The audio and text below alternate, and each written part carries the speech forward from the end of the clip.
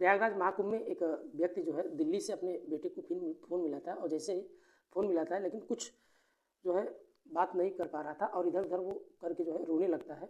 और रोने के बाद बेटे ने अपने बाप से रोने की आवाज़ सुनने के बाद वो थोड़ा सा परेशान हो जाता है और बेटा कहता है कि पिताजी क्या बात है, क्या आप इतना ज़्यादा रो रहे हैं।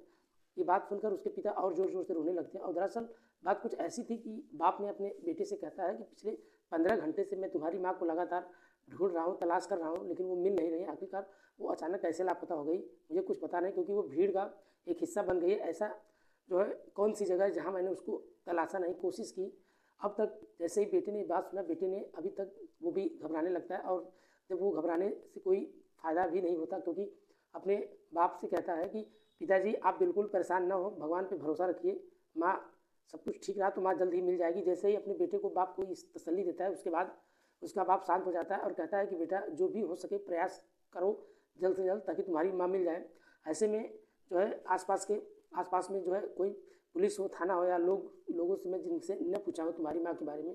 बेटे ने जैसे अपनी माँ अपने बाप को तसल्ली दी, फिर बाद में बेटे ने जब अपने छोटे वाले भाई से बातचीत करता है, कहता है कि माँ कहीं महाकुंभ में गुम हो चुकी है, वो मिल नहीं रही है और वो भी एक भीड़ का हिस्सा बन गई है। पापा बहुत ज़्यादा परेशान हो रहे हैं, हम लोगों को कुछ करना चाहिए। और बाद में दोनों बच्चों ने जो है अपने मामा के पास फ़ोन मिलाते हैं और मामा से कहते हैं कि मामा जी जल्द हो सके तो कुंभ महाप्रयागराज में चलना चाहिए, क्योंकि माँ वहाँ जो है गुम हो गई है। ऐसे में पिताजी बहुत ज़्यादा परेशान हो रहे हैं, उनका रो रो कर बुरा हाल हो रहा है। हम लोग उन्हें कहीं ना कहीं ढूंढने का तलाश कर सकते हैं। यहाँ तो दोनों बेटों ने अपने मामा के साथ महाकुंभ पहुँच जाते हैं और पहुँचने के बाद अपनी माँ का तलाश करना शुरू कर देते हैं। आखिरकार कई घंटों की मशक्क़त के बाद माँ तो नहीं मिलती, लेकिन जिस रूप में उनकी माँ मिलती है, ऐसे में कल्पना करना काफ़ी यूँ कहिए कि दरअसल माँ का उसके कत्ल हो चुका था। और कत्ल का जो पुलिस ने खुलासा किया, एक जो है कड़ियों जोड़कर ऐसे लग रहा था जैसे कातिल का नाम जब सामने आता है तो लोगों को बड़ा आश्चर्य होता है, क्योंकि यहाँ तक कि लोगों को जो है सोचने पे काफ़ी मजबूर हो रहे थे, आखिरकार ऐसा कोई कैसे कर सकता है। क्योंकि जो ये घटना हुई, ऐसे में लोगों को सोचने पे काफ़ी मजबूर हो गए और लोग सोचने पे इस बात से बड़ा आश्चर्य थे कि कोई अपने ही परिवार का इतना बड़ा जो है हत्या कैसे कर सकता है। आइए हम जानने की कोशिश करते हैं आखिरकार ये कहानी कहाँ की है।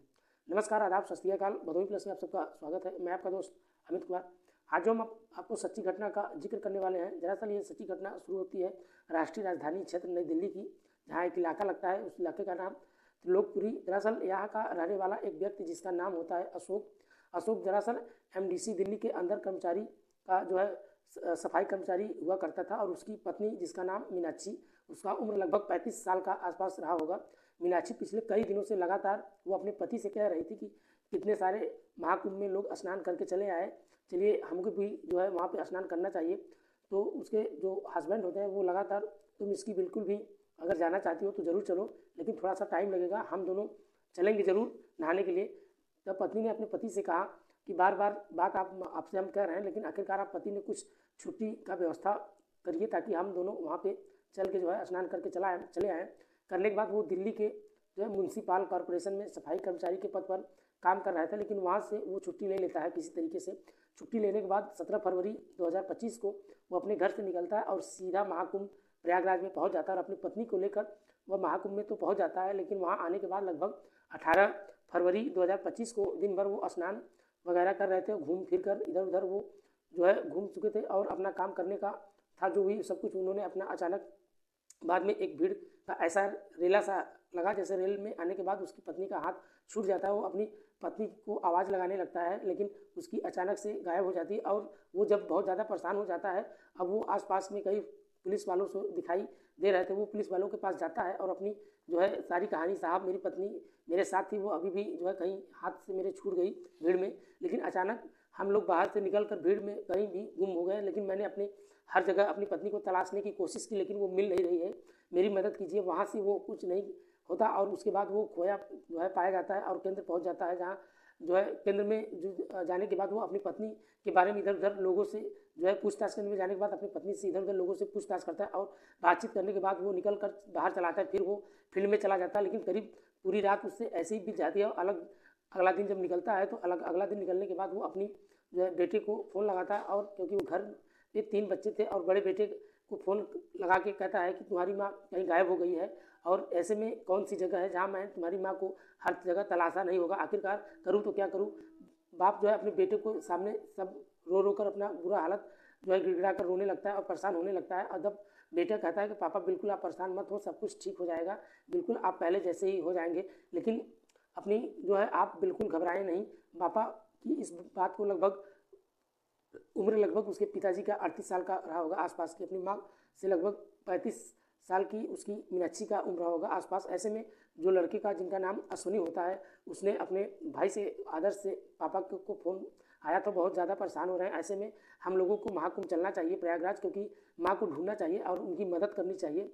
अपने मामा को फ़ोन लगाता है। फ़ोन लगाने के बाद सारी जो परेशानियाँ थी, जो वहाँ पे क्या क्या घटना हुई थी, सारी घटनाओं को उसने अपने मामा के साथ जो है बयान किया। और बयान करने के बाद वो दोनों भाई और उसके मामा तुरंत वो वाहन से पकड़ते हुए सीधा प्रयागराज संगम पे महाकुंभ में पहुंच जाते हैं। और पहले वो उतरते ही प्रयागराज जंक्शन पे वहाँ जाने के बाद वो तीनों जो है हाथ में एक फोटोग्राफ होता है। फोटोग्राफ होने के बाद वो स्टेशन पर जो है गुजरने वाले हर व्यक्ति से उनसे पूछना शुरू करते हैं, इनका नाम मीनाक्षी दिल्ली की रहने वाली है, लोकपुरा की रहती है। इसी तरीके से अलग अलग पहचान से अलग अलग हुलिया के जो है बताने की कोशिश कर रहे थे, लेकिन तीनों आपस में एक दूसरे के संपर्क में थे। लेकिन उन्हें भी डर लग रहा था कि भाई छोटा है, कहीं ऐसा ना हो वो भी गुमसुम हो जाए।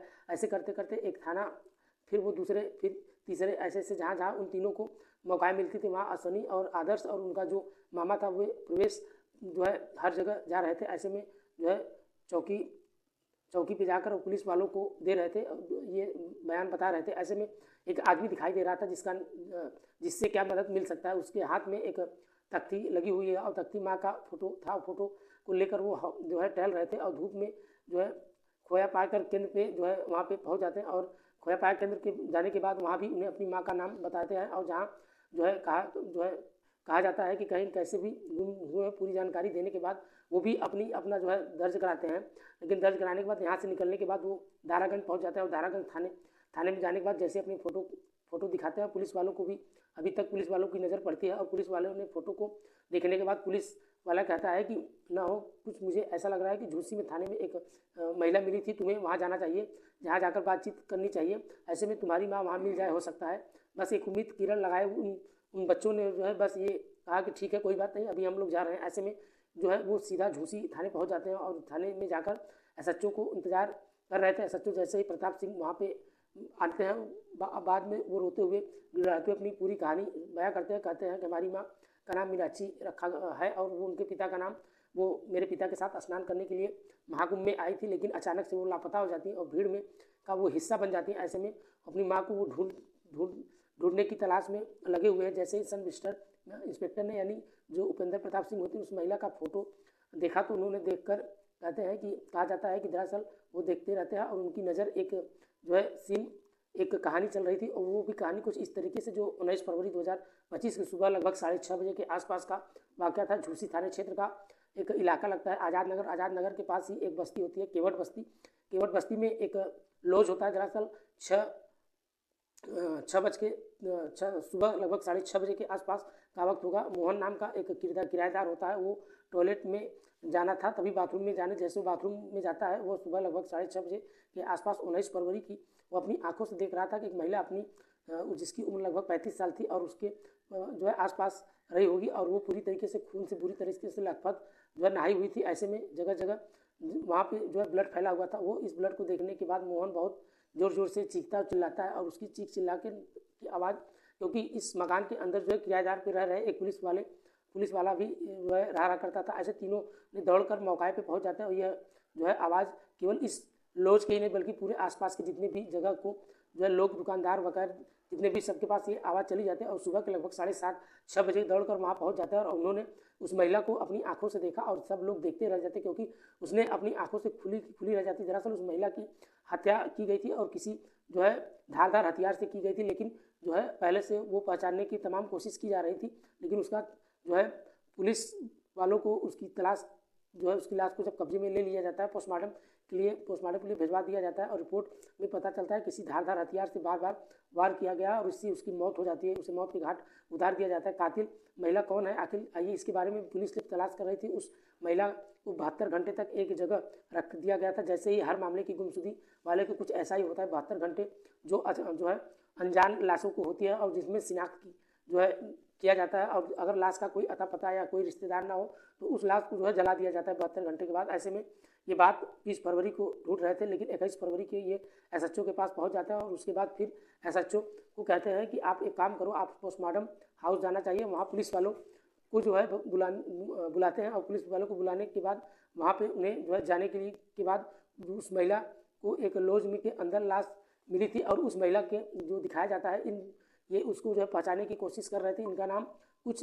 लिंक जो पुलिस वालों को यानी जो सब इंस्पेक्टर साहब होते हैं SHO उपेंद्र प्रताप सिंह, उन्होंने सिर्फ एक कहानी जो उनकी दिमाग में यही चल रहा था, जो गुमशुदा लोग अपनी माँ को का जो है लाश तलाश कर रहे थे। ऐसे में उन्होंने जाकर देखा कि जैसे ही वो जो है अपने दोनों बेटों को अपनी माँ को पोस्टमार्टम के हाउस में पहुंचते हैं, वहाँ जाने के बाद सबसे पहले उनकी नज़र अपनी माँ की साड़ी पे पड़ता है और साड़ी को देखते ही वो ज़ोर ज़ोर से चीखने चिल्लाने लगते हैं और जैसे ही नज़दीकियाँ धीरे धीरे वो पास चले आते हैं। ऐसे में देखकर वो उनका रो कर बुरा हाल हो जाता है, क्योंकि जब उन्होंने अपनी माँ का चेहरा देखा, जिस तरीके से ये घटना उसकी माँ के साथ हुआ था, ऐसे में उनका रो कर पूरी तरीके से बेहाल हो गया था। और पैरों में देखते हैं, हाथों को देखते हैं, ऐसे में चेहरे को देखते हैं, जैसे जैसे सारा जो है उसका चेहरा और उनके वैसे वैसे अपनी माँ को लिपट कर वो बच्चे रोने लगते हैं। दुनिया थी आखिरकार माँ की चाकुओं से गोद कर उसकी हत्या की जाती है। किसके बाद यहाँ तक एक सवाल था कि SHO के पास बात पहुँचते उपेंद्र प्रताप सिंह कहते हैं कि तुम परेशान बिल्कुल मत हो, इस मामले की जांच की जाएगी, जितनी जल्दी से जल्दी हो सके कातिल सुराग तक मिल जाएगा। और इसके बाद जो आसपास के इलाके में जो CCTV कैमरे लगे थे, उस CCTV कैमरों की मदद से देखना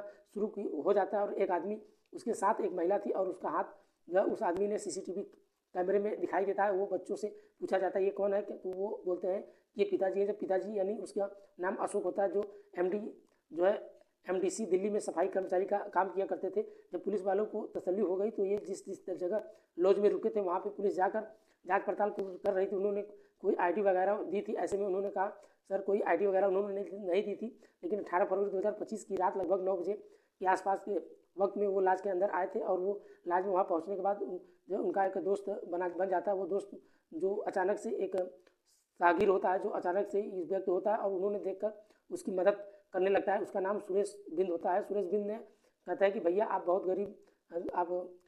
गरीब आदमी हैं, कहीं कमरा अगर दिलवा देते तो अच्छा था। वैसे 4-5 घंटे की तो बात है, उसके बाद सुबह हमारी ट्रेन है, हम चले जाएंगे जो है। उसके बाद 4-5 घंटे की ये बात कहने के बाद सुरेश ने कहा आप परेशान बिल्कुल ना हो, मेरी जानकारी में एक लॉज है, आप वहाँ चलो, वहाँ जाने के बाद आराम से आप रह लो, लगभग आपको वो जो है 200-500 रुपये देने होंगे। ऐसे में वो कहता है कोई दिक्कत नहीं है, मैं देने के लिए तैयार हूँ। और जब वो अपने ID उनसे मांगा जाता है तो वो कहते हैं कि 4-5 घंटे की तो बात है, मेरे पास कोई मेरा ID नहीं है, ना ही मेरा कोई मोबाइल नंबर है, हमारे पास ऐसा कोई नहीं, क्योंकि हम दिल्ली के रहने वाले हैं। उन्होंने ये सारी जानकारी देते हुए पुलिस वालों की ये कहानी जोड़ने की जब कोशिश कर रहे थे कि आखिरकार ये कैसे हुआ, दोनों लड़कों को आश्चर्य हो रहा था। और अश्विनी और उसके भाई आदर्श भाई को जो है पुलिस कहती है कि आप अपने पिताजी से बात कराओ और उन्हें बुलाओ।